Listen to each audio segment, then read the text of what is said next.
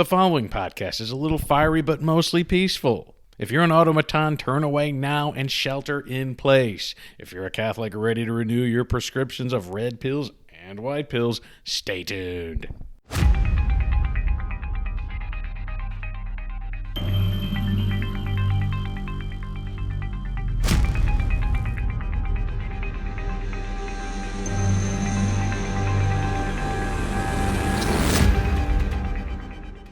Greetings and salutations, everyone. Welcome to Catholics Aren't Zombies, another episode, and I am your host, Chris Munir.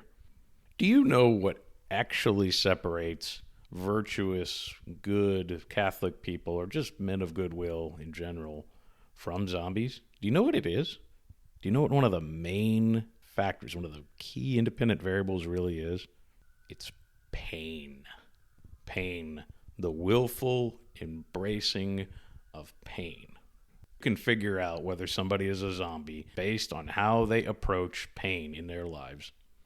A lot of different forms of pain, but we do know that when you see these preternatural evil beings like zombies, Dracula, any number of, all these metaphors that I've been working with, they seem almost immune to pain, or they don't feel it the same way we do.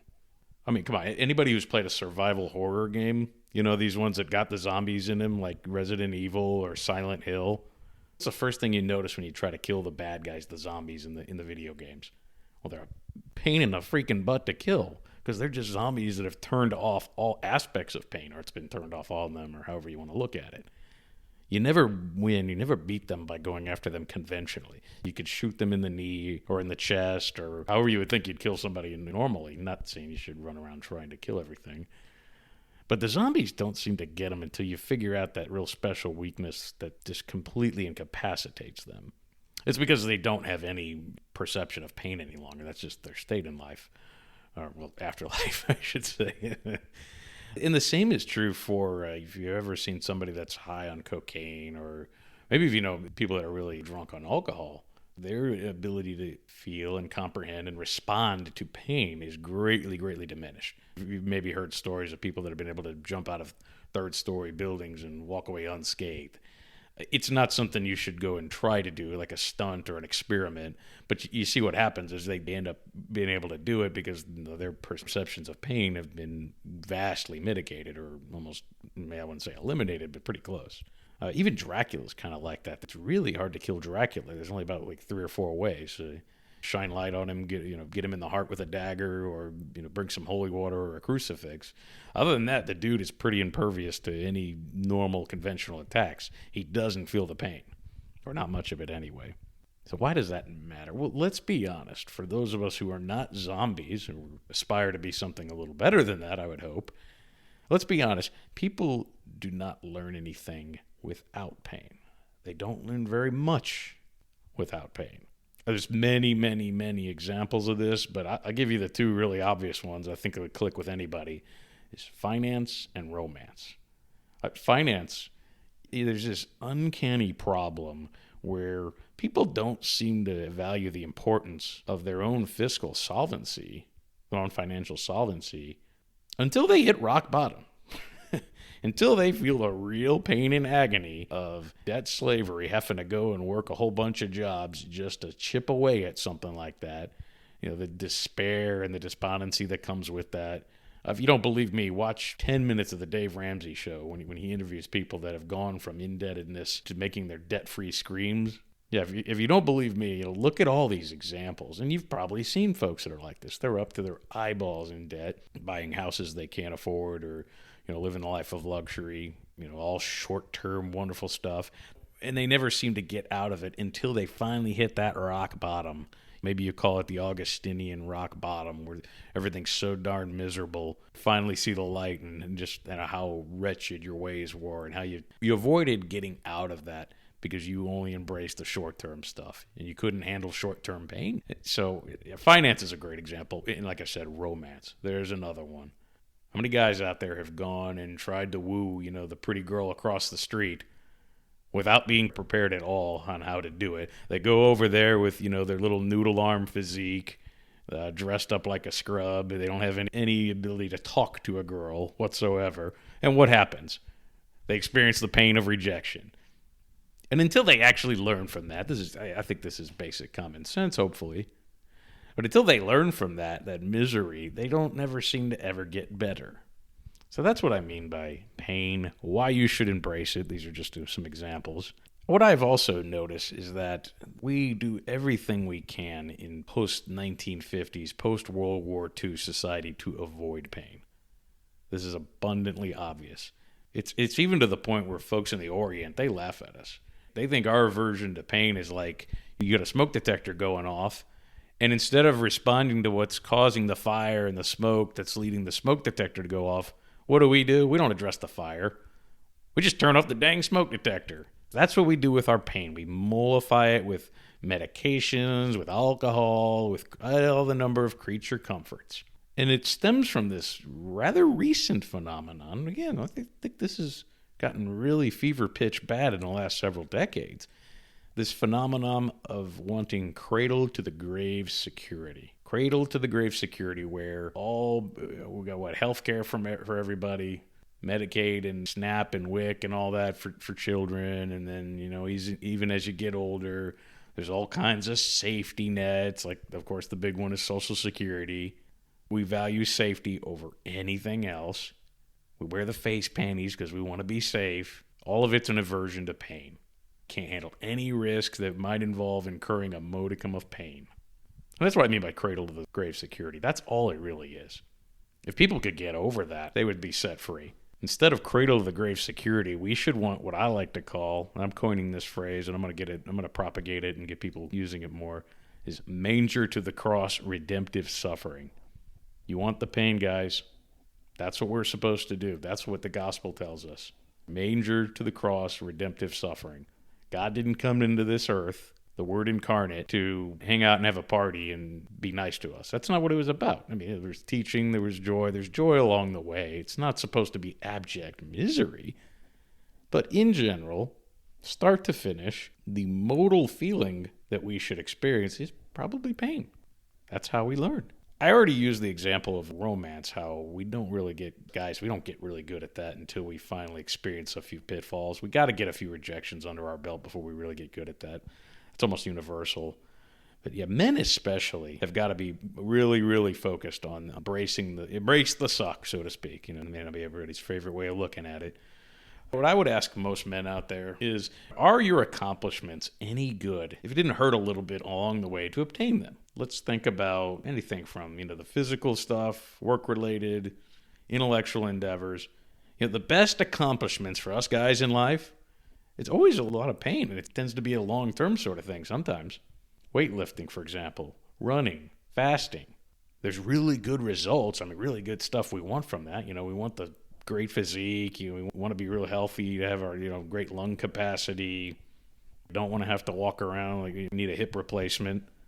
But in order to accomplish that, let's not beat around the bush. We know darn good and well, you got to get your butt in that weight room. You got to run your butt around the block. There's no avoiding that. That short-term pain has to be there in order to get the prize at the end of the road. Work-related, there's so many examples too. If you ever talk to anybody who's got any sort of capability or aptitude with computer programming, what do they usually tell you? You better put your 10,000 hours in, guys. It's going to take some effort. You're not going to get glory overnight. It's kind of the beauty of the way computer software comes about, too. It starts real small, bits and bytes, zeros and ones, and then from there, eventually, after all that painstaking agony and work, you get a computer program. You get new software. And that's how the whole internet works. It all comes together eventually. A lot of times it's sooner than you think, too. We get really pessimistic about it. How about writing a book? I just got done doing this a few months ago. Writing a book, I would say, the first 25,000 words, I wrote them down. They basically wrote themselves. It wasn't too hard. It's all that other stuff at the end, like finishing it off, making sure everything's as thorough as it can be, making sure you're not going off on any tangents. And this says nothing of all the ridiculous editing process. That will drive you nuts if you've never done it before. That's usually where people get stuck. You might be able to write 10,000 words, 20,000. Anybody can stream of conscience just regurgitate words onto a Word document. It's not that hard. But actually fine-tuning and editing and all that, oh boy, yeah, you better want your goal. You better really want your goal if you're going to endure all that. There's pain along the way. That's how you get there. You will not skip it. You're not going to take a shortcut to it. It's like that song in Rocky. There's no easy way out. There's no shortcut home. All right, I won't kill you with singing too much. Well, how about the saints? So let's make it a little more church-oriented now. The saints always, almost all of them, they recommended meditating on our Lord's passion daily, every day. If you only pray 5 decades of the rosary, you may as well make them the sorrowful mysteries. Because the truth of the matter is, there is no Easter without the cross. We ought to know this. This should be what separates Catholics not only from zombies, but from Protestants, who take I would say, quasi-zombie approach to salvation. They take easy mode. That's what once saved, always saved is. That's easy mode. And that should be counterintuitive to anybody who really gets what's going on in life, who really gets what the gospel's about. I mean, the gospel is good news, and there's a great ending. Eternal bliss is a terrific ending. Who wouldn't want that? As long as you know about it, as long as you've had the good word announced to you. But then there's the whole aspect of how do you get there? What is the path? Well, the path is narrow, constricted, dare I say at sometimes maybe even a little bit miserable. There is no Easter without the cross. You've got to go down Via Dolorosa. You got to go through Golgotha. This is also the way the liturgical calendar works in the church. You notice there's a lot of many feasts, Easter, Christmas. There's all these really great, wonderful times, but they are preceded with fasting. There's an ebb and flow to it. Sometimes there's the purple vestments. Sometimes there's the golden. Sometimes it's not anything particular going on. There may not be a feast every day. Season, all right, then you have the green vestments. But for the better part of the year, especially with the old calendar, with the old Latin Mass way of doing it, pre-1962, was that you went from penitential suffering, the purple vestments. You did a lot of that, Lent, over a month. You did all of that before Easter. You did Advent before Christmas. That makes the feasting worthwhile. That's what makes it enjoyable. And I think you can see the buyer's remorse or just some of the cognitive dissonance amongst people who they feast all the way from Thanksgiving to Christmas. And they get to December 25th and what? Oh, they're about sick of it. Well, that's kind of how it goes. I think somewhere deep inside them, something is gnawing at their soul saying, hey, you know what? You skipped the important part. You skipped the fasting. That way the feast isn't going to be anywhere near as enjoyable. You didn't go through the pain to get there, so it doesn't feel like a well-ordered feast. Last thing I want to get into, last section of this discussion, is pain is how we learn to love. I think this has got to be the big takeaway on what we're doing as human beings on this earth. You see, the Garden of Eden, I guess the way I look at it was too nice and they blew it. They had everything they want. Pre-chewing on that apple, they didn't have to do any suffering. They didn't know what it was. They also didn't have a good comprehension of love either. They didn't understand the love of their Creator and why they should reciprocate that. And as such, there was the fall. Everything since then has been having to learn how to love because it just isn't built into us. We've got to learn it. That's what we're here for. And we do that by suffering. We do that with pain. No pain, no glory. That's just all there is to it. One thing I like to do during Lent, too, another little mini devotion I made up, is read the book of Job. There you go. Great example of pain leading to sanctification. There's somebody who had all of it, pretty much like the Garden of Eden. Big family, plenty of livestock, great reputation. He was a pillar of the community. Everybody knew he was an upright guy, followed the Mosaic law to the T, which is what you're supposed to do back then. But then it all came crashing down, of course. He was put to the test. So he experienced all that pain. Look at the way it ends. Then God visits him, after he's become kind of despondent with his friends. God comes down and shows him how it really is. He has to repent. So after all that pain and repenting, then finally everything's restored. And, oh, by the way, he has to intercede on the behalf of his friends as well. So there's that aspect too. So especially for folks like Job, pain has to precede glory. There's no shortcut. You don't just get there. It's not easy mode. Again, we're not Protestants. We don't do cradle to the grave security. That's not from the church. We don't do once saved, always saved. It's faith and works. The works are pain. St. John of the Cross, great example. It's the reason he's called of the cross, de la cruz in Espanol, because the cross, the pain, is how you get to redemption. Follow Christ. Pick up your cross and follow him. How about politics? Just a little bit. We appear to be losing our freedom lately, right? I wager that maybe we just didn't love freedom enough. So now we're going to get to experience the misery of communism. And God willing, if we make it through it, assuming we don't all get taken to the gulags or, it's not the end times or what have you, maybe we'll come out of this with a little bit better appreciation and a love for freedom. Because again, we don't love until we experience pain. We don't learn to appreciate much of anything. Not financial solvency, not the relationships we have, romantic, familial, and otherwise, friendships, until we experience loneliness, maybe even depression and, all kinds of despondency. Suffer through all that, and we learn to appreciate it a heck of a lot better, I think. One last note, and then I'm going to wrap it up. I don't wish to be trivializing of the extreme pain that some people experience. Extreme pain and illness. You should pray for those folks every day. I'm talking burn victims, wounded veterans from foreign wars. I know a couple of folks that they had some really bad PTSD from suffering really bad things in Fallujah. I don't want to go into detail. You don't want to pick on those people and say, hey, embrace your pain, embrace your pain. Nah, I don't mean to go that route. And by the way, there's no need to pick on anybody, obviously. But we also got to get away from this cradle of the grave security crap, this turning off the smoke detector. That's the message I want to relay here today. So hopefully you got something out of that.